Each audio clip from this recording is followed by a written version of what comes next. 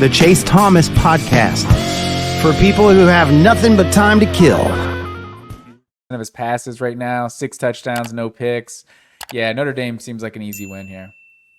All right. Where are we going next, Matt Green?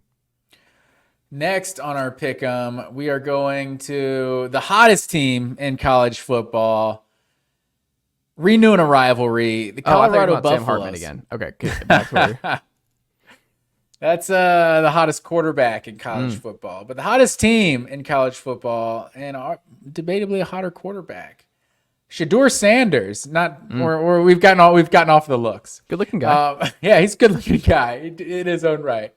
Nebraska, 3.5-point dog on the road at Colorado. This is our big noon kickoff. Joel Klatt and Gus Johnson are just going to do every Colorado game this year, I guess. They got great ratings, so keep doing what they're doing. But at this point, man, I'm not picking against Deion. I'm not picking against Coach Prime. He's going to call me out personally if I pick against Colorado. So I'm jumping on the bandwagon of the Buffs.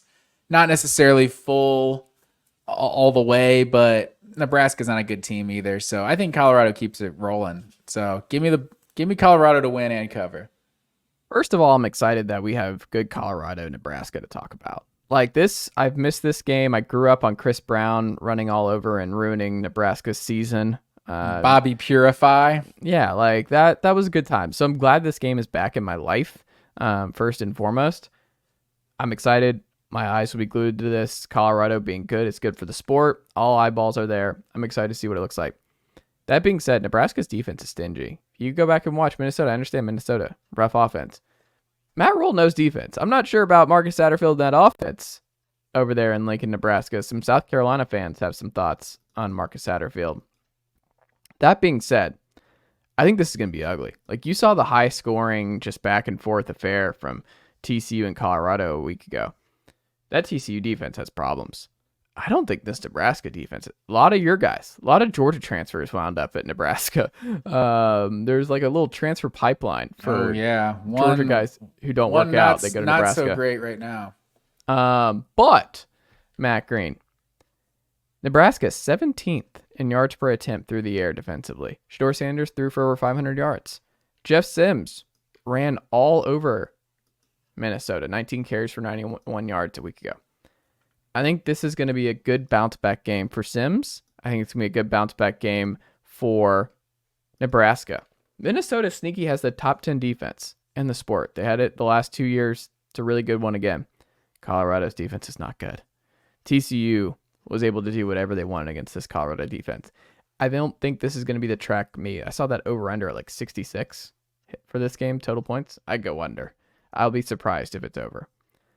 I think you're looking at Nebraska in a nice bounce back win where everything is coming up Colorado at this point. 70s in points in air yards defensively through the first week. They have given up the most points of any team in the Pac-12. Colorado had their share of 50, 40, 60, 70-yard plays. They had their big plays. Nebraska's not giving them up. I think they're a big play offense. I think what Sean Kelly's trying to do is they're going big. They're going big or going home. I don't think Nebraska's going to give those up in this game. I think Nebraska's defense is solid. I have questions about Satterfield and Jeff Sims. This is going to be ugly.